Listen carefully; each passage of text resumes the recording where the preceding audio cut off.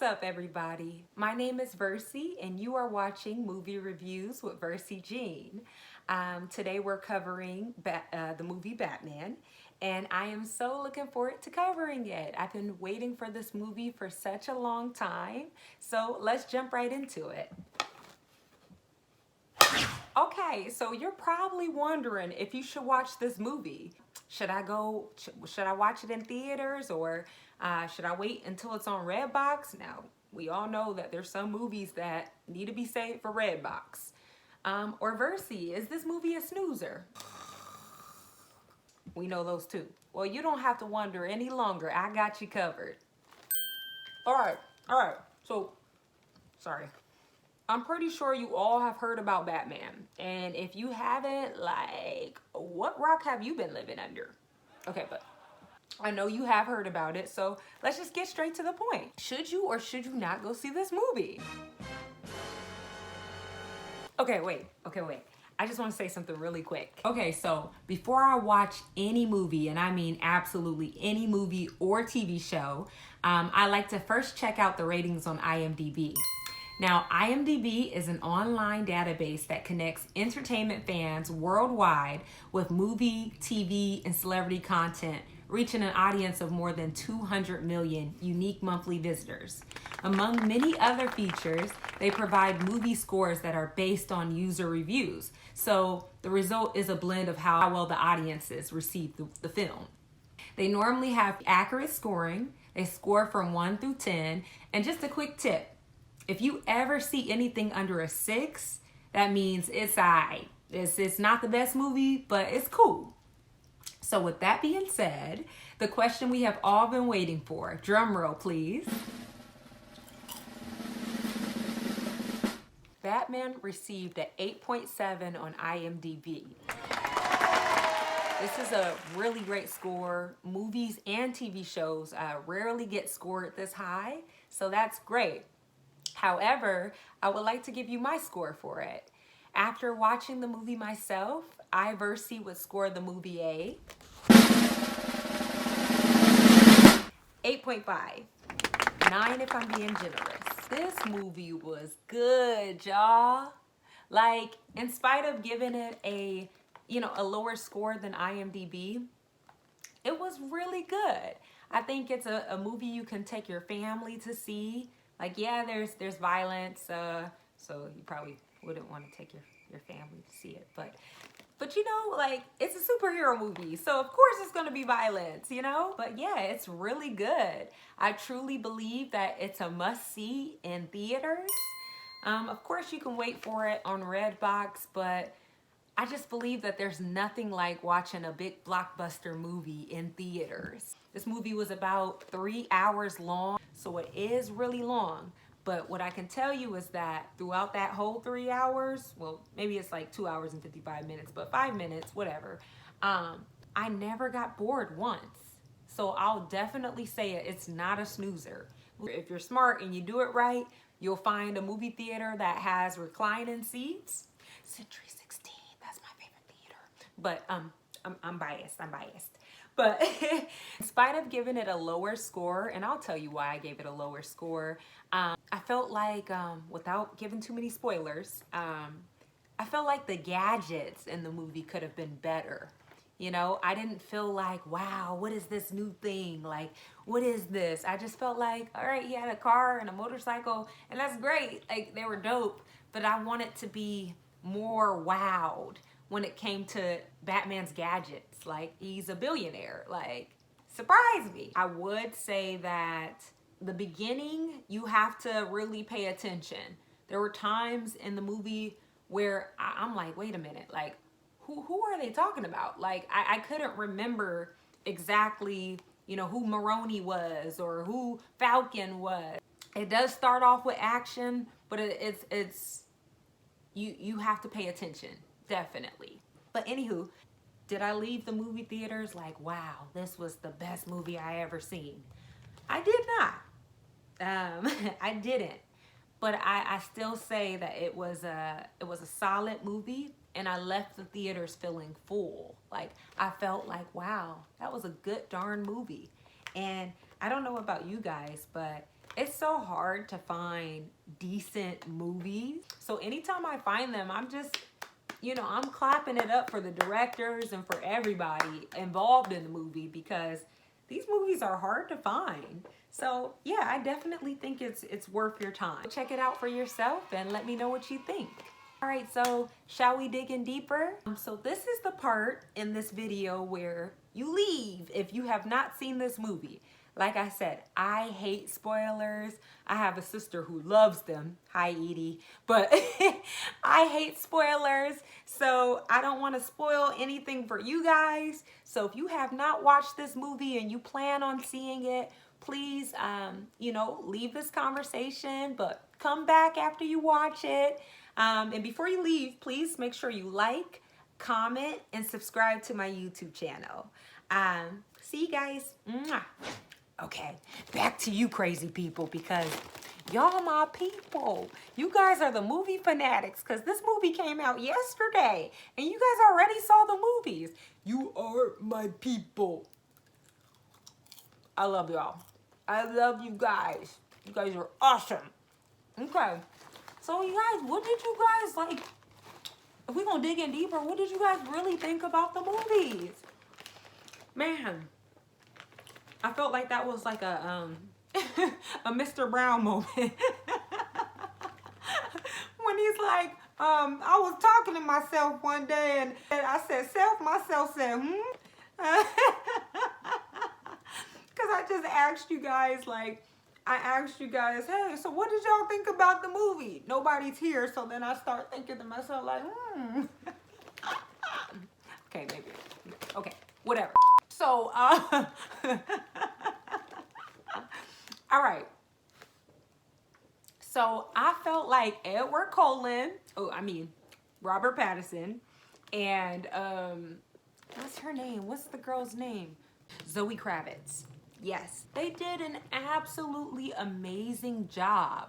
Like, I love their chemistry. They had a really cute chemistry. They just did really amazing. Let's look specifically at Batman's role, Robert Pattinson's role in Batman. So I think that he brought a completely new perspective to Batman. Like, I think his version of Batman was super dark and creepy, almost gothic. The black eyeliner and the shaggy hair. Like, I think it definitely just helped the overall tone of the movie to be like dark, really dark, but it worked. So I actually enjoyed Robert Pattinson in this movie. And in spite of calling him Edward Cullen, not once in the movie did I think about Edward Cullen at all. Like, I think he really transformed well into Batman. He did an awesome job. Now, Zoe, honey, okay. Okay, this is bunny ear, so okay. But, okay, Zoe, Catwoman, honey, sis came through. Sis was giving me Halle Berry vibes.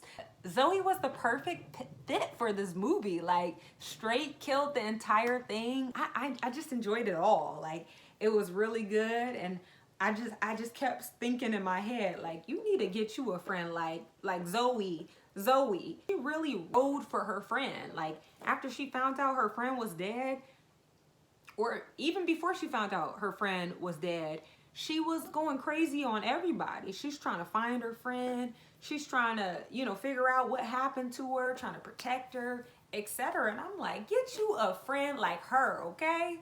Get you a friend like her. So she did absolutely beautiful in this role, and she looked absolutely stunning.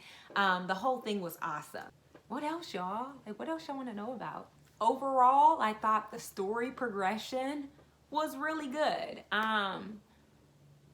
One thing I would say is, now this is a long movie, you guys, so I'm not gonna like go from start to finish or anything like that, but I'm just gonna bring up the parts that really like stood out to me.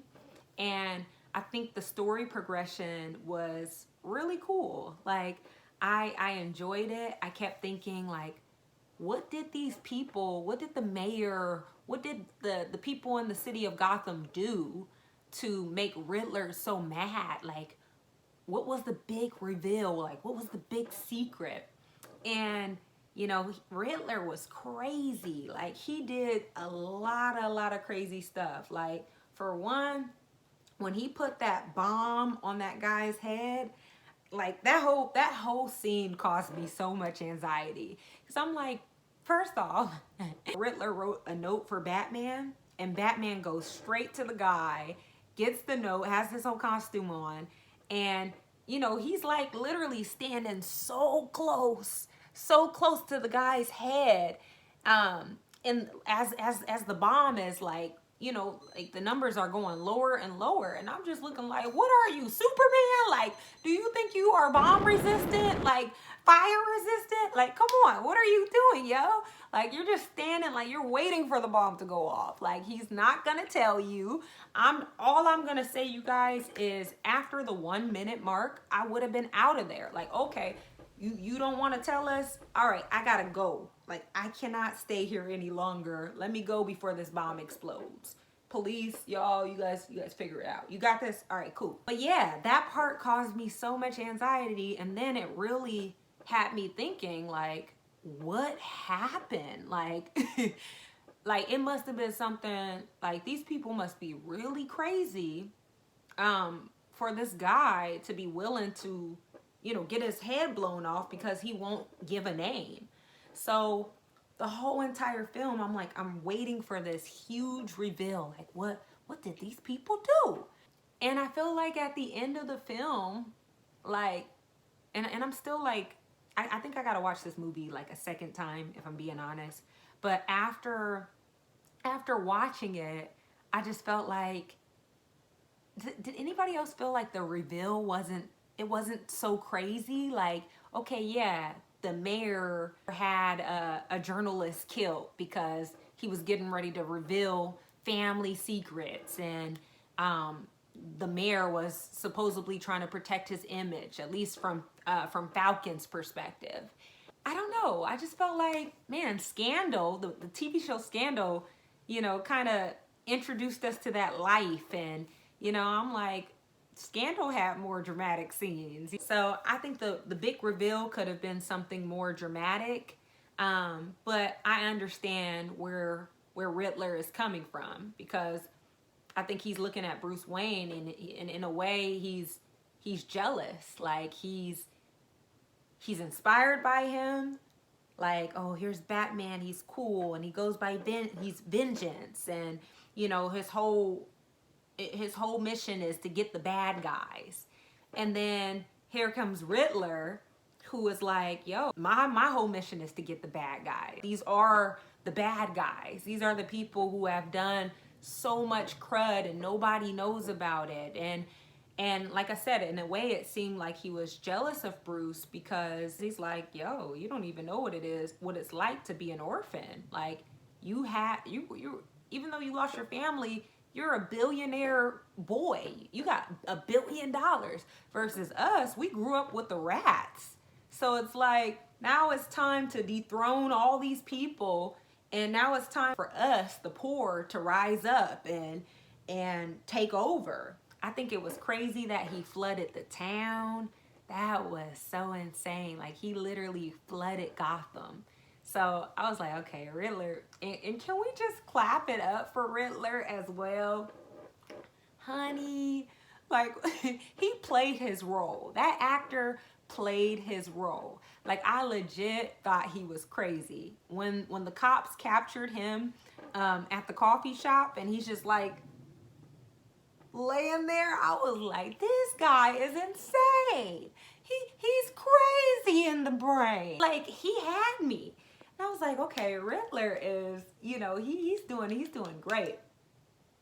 BTW, I'm gonna skip a little bit. But why the heck would they put Riddler with the Joker at the end? Like, why would you, whose bright idea to put them two together? Like, maybe the person thought, like, I'm trying to reason with them. Like, maybe they thought, oh, nothing's gonna happen. Like, they're never gonna get out of here, so we can just put them together. But it's like, this is just the perfect combination of insanity. Like, Don't put these two together. You know it's gonna be problems. But okay, oh well. I thought it was really cool at the end when Batman was leading everybody out the water.